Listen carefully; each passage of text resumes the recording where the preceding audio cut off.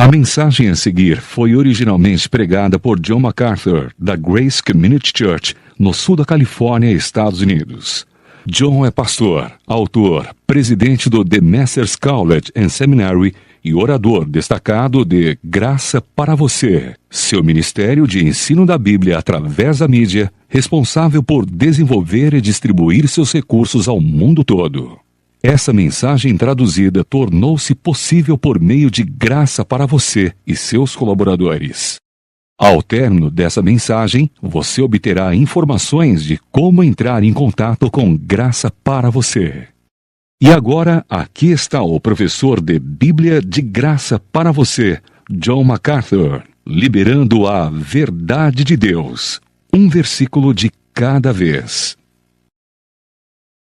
Mensagem 90-318. Explicando a heresia da missa católica, parte 1. Quero que você esta noite, se quiser, entenda o meu coração.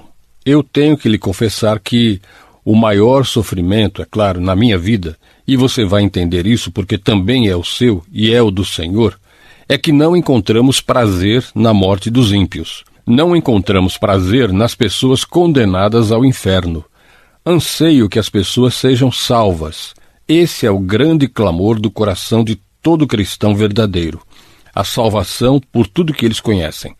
Como aprendemos na história, nesta manhã, do homem rico no inferno, mesmo no inferno, ele teve uma paixão evangelística que queria que alguém fosse avisar aos seus irmãos. Se esse é o impulso daqueles que são condenados, que tipo de impulso os redimidos têm para a salvação dos pecadores, para que possam escapar do inferno eterno? Há muitas religiões no mundo que prometem o céu e não o entregam. Muitas religiões do mundo que são enganos satânicos, todos eles, na verdade, mas a verdadeira fé e o verdadeiro evangelho caem nessa categoria. O catolicismo romano pertence à categoria de religiões falsas, claramente, não por causa do que eu digo sobre elas, mas porque o que eles dizem sobre a Bíblia e o que dizem sobre o Evangelho, e o que dizem sobre a religião.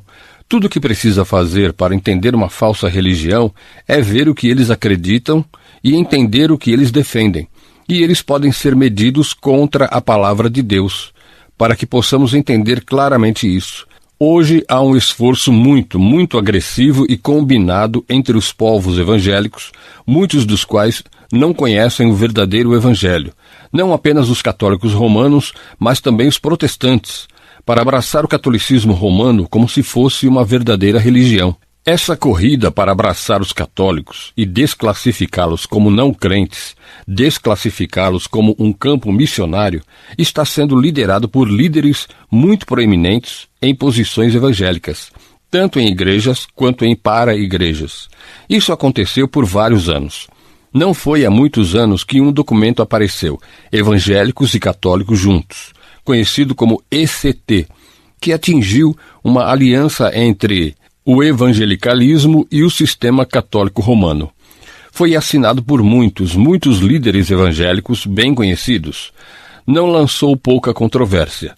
Como resultado, esses líderes evangélicos, enquanto nos esforçávamos para confrontar os signatários deste documento com as horríveis realidades do catolicismo e sua completa deturpação do evangelho, e para chamar essas pessoas a tirarem seus nomes, negar este documento com toda a sua paixão e todo o coração, nenhum deles estava disposto a fazer. E então, esse abraço do catolicismo continuou.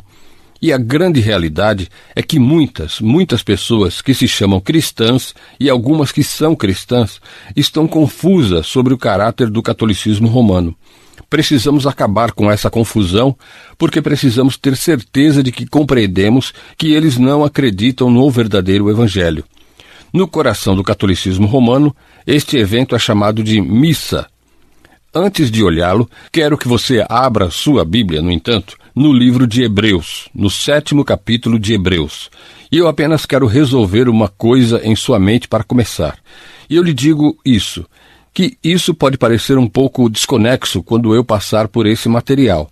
Normalmente sou bastante organizado no meu pensamento, mas enquanto tentava finalmente colocar isso junto no sábado, enquanto eu estava voando, Havia apenas um voo interminavelmente acidentado, e eu acho que estava jogando meu cérebro junto com tudo mais. Então, eu espero que haja alguma coesão, mesmo que tenha dificuldade em ler minha própria caligrafia por causa do movimento. Espero que você possa seguir-me enquanto eu passar por isso. Mas eu quero estabelecer uma coisa para começar, e essa é a natureza do sacrifício de Jesus Cristo. Então, em Hebreus capítulo 7, eu gostaria que você olhasse o versículo 26, e eu só quero ler os versículos 26 a 28. Com efeito, nos convinha um sumo sacerdote como este, santo, inculpável, sem mácula, separado dos pecadores e feito mais alto do que os céus, que não tem necessidade, como os sumos sacerdotes, de oferecer todos os dias sacrifícios, primeiro por seus próprios pecados, depois pelos do povo, porque fez isso uma vez por todas, quando a si mesmo se ofereceu. Porque a lei constitui sumos sacerdotes a homens sujeitos à fraqueza, mas a palavra do juramento, que foi posterior à lei, constitui o Filho, perfeito para sempre. A palavra-chave é uma vez, um sacrifício. Não há necessidade de oferta diária de sacrifícios. Se você olhar para o 9º capítulo de Hebreus, você verá esta mesma verdade repetida no versículo 11. Quando, porém, veio Cristo como sumo sacerdote dos bens já realizados, mediante o maior e mais perfeito tabernáculo, não feito por mãos, quer dizer, não desta criação, não por meio de sangue de bodes e de bezerros, mas pelo seu próprio sangue, entrou no Santo dos Santos uma vez por todas, tendo obtido, passado, eterna redenção. Portanto, se o sangue de bodes e de touros e a cinza de uma novilha, aspergidos sobre os contaminados, os santificam quanto à purificação da carne, muito mais o sangue de Cristo, que pelo Espírito Eterno a si mesmo se ofereceu sem mácula a Deus, purificará a nossa consciência de obras mortas, para servirmos ao Deus vivo. Mais uma vez a palavra operativa é uma vez. Entrou no Santo dos Santos, versículo 12, uma vez, passado, tendo obtido a redenção eterna. Vá até o versículo 24 de Hebreus 9. Porque Cristo não entrou em santuário feito por mãos, figura do verdadeiro, porém no mesmo céu, para comparecer agora por nós diante de Deus, nem ainda para se oferecer a si mesmo muitas vezes, como o sumo sacerdote cada ano entra no Santo dos Santos com sangue alheio. Ora, neste caso, seria necessário que ele tivesse sofrido muitas vezes desde a fundação do mundo. Agora, porém, aqui está essa palavra novamente. Ao se cumprirem os tempos, se manifestou uma vez. Ou seja, o ponto culminante dos tempos, o próprio evento dele, a própria morte e ressurreição, ao se cumprirem os tempos, se manifestou uma vez por todas, para aniquilar pelo sacrifício de si mesmo o pecado. E assim como aos homens está ordenado morrerem uma só vez, vindo depois disto o juízo, Hebreus 9, 28, assim também Cristo, tendo se oferecido uma vez para sempre para tirar os pecados de muitos, aparecerá segunda vez, sem pecado, aos que o aguardam para a salvação. Mais uma vez, a palavra operativa aparece no versículo 28. Uma vez. Ele não precisa se oferecer com frequência, diz o versículo 25. Ele não precisa sofrer repetidamente, como o versículo 26 indica, desde a fundação do mundo. Por mais uma vez, na culminação dos tempos, ele guardou, tempo passado, o pecado pelo próprio sacrifício. Capítulo 10 de Hebreus, versículo 10. Nessa vontade, essa é a vontade de Deus, que Jesus veio realizar, como se diz no versículo anterior, 9. Nessa vontade é que temos sido santificados, mediante a oferta do corpo de Jesus Cristo, uma vez por todas. Santificado significa separado do pecado, em um sentido de salvação, bem como num sentido contínuo.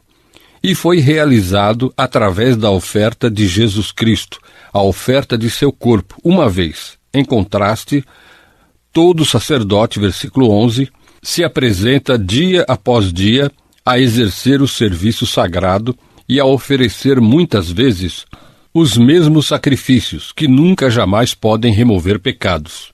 Jesus, porém, tendo oferecido para sempre um único sacrifício pelos pecados, assentou-se à destra de Deus. A finalidade disso é tão clara.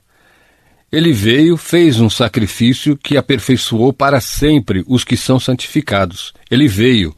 Ele fez uma oferta para todos, para nunca mais ser repetida, em contraste com os sacerdotes repetindo constantemente sacrifícios que nunca podem tirar o pecado.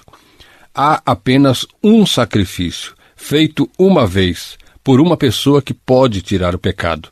É esse sacrifício do Senhor Jesus Cristo. Todos os sacrifícios do Antigo Testamento fizeram retratar e desenvolver quase um desejo apaixonado pelo sacrifício final, que finalmente tiraria o pecado. O Antigo Testamento tinha um sacerdócio, um altar e sacrifícios que eram apenas sombras, antecipação do sacrifício final que viria com Cristo. Ele veio, ele ofereceu esse sacrifício, e Deus pontuou aquele sacrifício, destruindo o templo, usando os romanos para fazê-lo em 70 depois de Cristo, destruindo os altares, esmagando todo o sistema sacrificial do Antigo Testamento e todos os registros de todas as genealogias de todos aqueles na linha sacerdotal, terminando assim permanentemente o sacerdócio. Não há mais sacrifícios, não há mais altares e não há mais sacerdotes como uma ordem especial para oferecer sacrifícios. Tudo chegou ao fim no sacrifício de Jesus Cristo. Todos os sacrifícios que estão sendo feitos hoje são antibíblicos e incapazes de realizar qualquer coisa. Todos os sacerdotes hoje são falsos requerentes de um sacerdócio especial, uma ordem especial de sacerdotes, já que agora somos todos sacerdotes. Nós somos um sacerdócio real, todos os crentes. Não precisamos de mediador, todos temos acesso imediato a Deus. Não precisamos fazer sacrifícios porque não há templo, não há altares, não há sacrifícios e não precisamos de sacerdotes. Apesar disso, o sistema católico romano criou um sacerdócio, construiu em cada igreja na face da terra um altar, e ao redor desse altar continua oferecendo sacrifício. Dezenas de milhares cronometrados todos os dias, como se tivessem reinventado o sacerdócio levítico, e eles estarão fazendo isso até o fim dos tempos, até o fim do mundo. Diz lá em sua literatura: eles restabeleceram o que Deus mesmo destruiu, e é uma variação do sacerdócio levítico. É uma variação ilegítima desse sacerdócio. Eu digo variação porque é misturado com o mistério e a idolatria pagãs do culto. A missa é um sacrifício que pode ser feito apenas em um altar de algum tipo e apenas por um sacerdote. Quão importante é a missa para o catolicismo? Bem, para mostrar a sua importância, cito o catolicismo católico, entre aspas. A missa é a fonte e a cimeira da vida cristã, que é dizer, é a origem da vida cristã e é o ponto alto. Foi o cardeal Ratzinger, que agora se chamou de Papa Bento, que disse, e eu o cito: a missa é a soma e substância de nossa fé. Isso não é periférico, isso não está na borda. Este não é um entre muitos. Este é o coração e a alma do sistema. Embora existam 7 sacramentos por sua definição, este é o sacramento principal. Mas, desde logo, a missa é um engano, porque, como eu disse, não há mais sacrifícios, não há mais altares, não há mais templo em que Deus habita, nem mais tabernáculo, e não há mais sacerdócio. É, portanto, um falso sacrifício em um falso altar, em um templo falso, por um falso sacerdote. No fundo, é uma negação do sacrifício singular de Cristo na cruz, porque a missa é uma oferta de Cristo repetidamente por um sacrifício ilegítimo em um altar ilegítimo para um propósito inútil e ímpio. Como em tantos pontos, como já falei, o catolicismo romano é uma mistura, é principalmente o paganismo com um pouco de cristianismo polvilhado nela e com muita terminologia cristã para enganar e enganar as almas. É uma religião demoníaca que não traz salvação, não pode. John O'Brien, um padre católico, ajudou os católicos romanos a compreenderem a importância da missa. Ele escreveu um livro intitulado A Fé dos Milhões, as credenciais da religião católica. É um trabalho clássico. Isto é o que ele escreveu, John O'Brien. Um trabalho muito popular.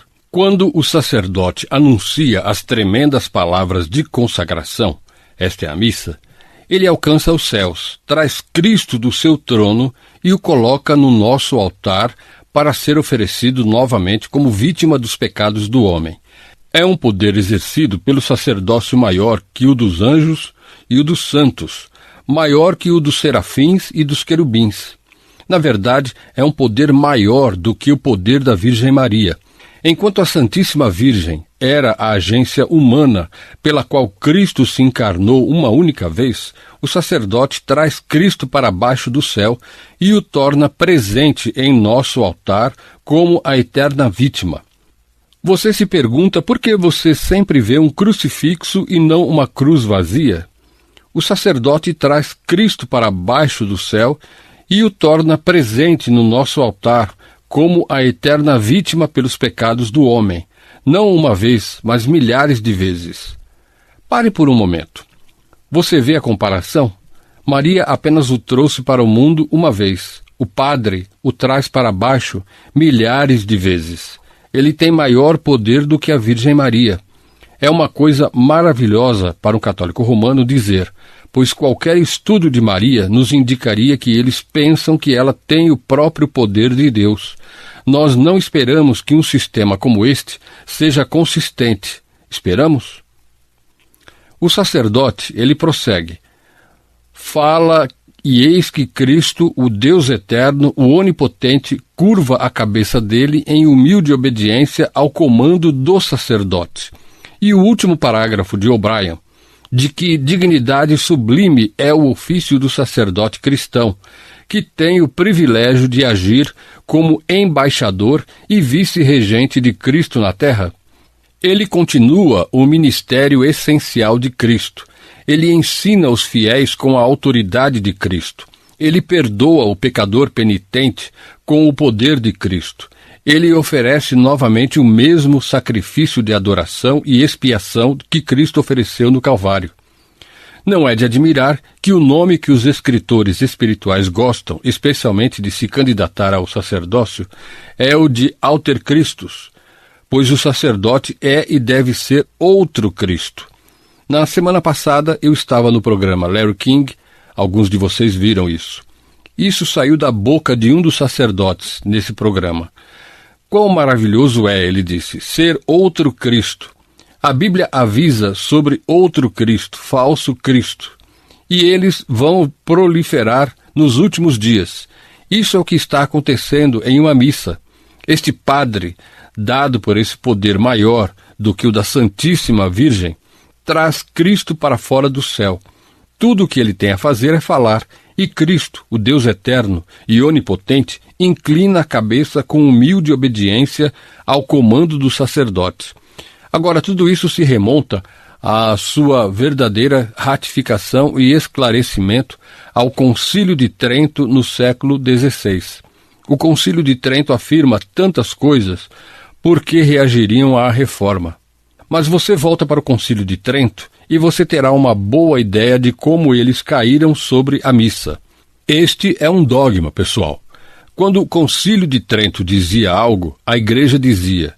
Quando a Igreja diz isso, é infalível, portanto não pode mudar. O Concílio de Trento reuniu-se na sua 13ª sessão. As sessões duraram um longo tempo. Encontramos nesta 13ª sessão, em outubro de 1551, eles promulgaram naquela sessão particular um decreto referente à citação o Santíssimo Sacramento da Eucaristia, a missa. No final do decreto, havia uma lista de cânones ou leis, e essas leis fornecem anátema ou condenação, a coisa mais forte que eles podem fazer, A palavra mais forte que eles podem usar é maldição ou anatematizar.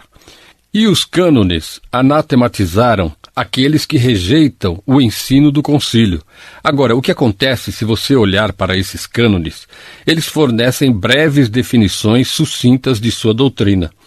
E eu quero ler para você alguns deles que se relacionam com a missa, a questão do que chamam de Eucaristia. Cânon número 1. Dentro do decreto relativo ao Santíssimo Sacramento da Eucaristia. Cânon número 1.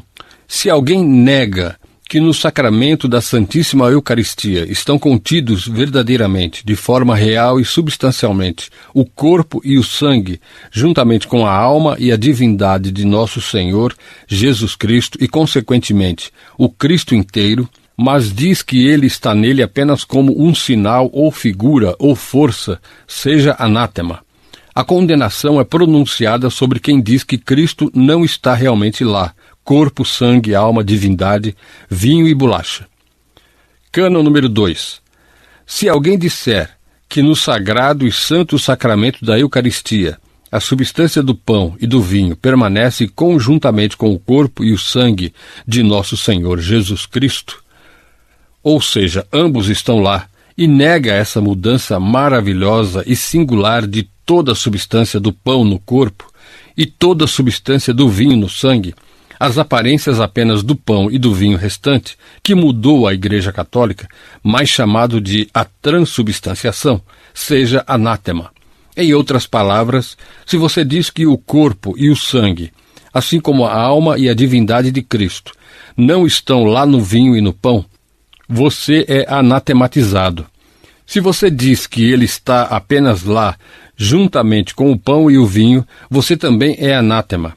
O que você tem a dizer é, ele está lá e o pão e o vinho não estão lá, embora pareçam estar lá. Misticol ocus pocus, mumbo jumbo com certeza. Cânon número 8. Se alguém diz que o recebimento de Cristo na Eucaristia é recebido espiritualmente apenas, e também não sacramentalmente e realmente, seja anátema, ou seja, se você diz que, ao tomar o pão, tomando a hóstia, como eles o chamam, que o pão é a única coisa dada ao comungante, se você diz que Cristo está só lá espiritualmente e não sacramentalmente e realmente, você está condenado. 11 anos depois, em 1562, foi realizada a 22ª sessão do Concílio de Trento. E desta vez o decreto promulgado foi intitulado Doutrina sobre o Sacrifício da Missa. E é importante que você conheça isso. Então deixe-me ler o que diz a 2ª seção deste decreto. E na medida em que neste sacrifício divino, que é celebrado na missa, é contido e imolado de maneira não dolorosa o mesmo Cristo que uma vez se ofereceu de maneira dolorosa no altar da cruz, o Sagrado Concílio ensina que isso é verdadeiramente propiciatório e tem esse efeito, que se nós, contritos e penitentes, com coração sincero e fé direta, com temor e reverência, nos aproximarmos de Deus, obtemos misericórdia e graça em auxílio temporário. Em outras palavras, a missa é realmente Cristo. É realmente um sacrifício em um altar real, por um verdadeiro sacerdote, assim como sacerdotes no Antigo Testamento ofereciam um animal no altar como um sacrifício. A única diferença é que não é sangrento, que Cristo é, no entanto, imolado, oferecido ou sacrificado. E como resultado disso, a propiciação é alcançada. A satisfação real para o pecado é alcançada. Trento prosseguiu dizendo, a vítima é uma e a mesma coisa, isto é, Cristo é a vítima. Como ele estava na cruz, nesta missa a mesma coisa, que é Cristo, agora oferecendo pelo ministério de sacerdotes que se ofereceram na cruz. Então você tem dezenas de milhares, milhões e milhões de sacrifícios de Cristo sendo feitos por sacerdotes, e é o mesmo Cristo. O verdadeiro Cristo, o Cristo real, e não apenas um Cristo espiritual, mas o Cristo real, corpo, sangue, espírito e divindade. E é propício, propiciatório. Ele continuou dizendo, Trento, é bem entendido que é um sacrifício não sangrento, mas não é menos um sacrifício. é justamente oferecido para os pecados, os castigos, as satisfações e as outras necessidades dos fiéis que vivem, mas também para os que se afastaram em Cristo, mas ainda não totalmente purificados. Onde estão? No purgatório. Então, isso é uma propiciação para os vivos e para os mortos. Agora, no final desse decreto, que veio 11 anos depois, há mais cânones, mais maldições pronunciadas sobre aqueles que negariam isso.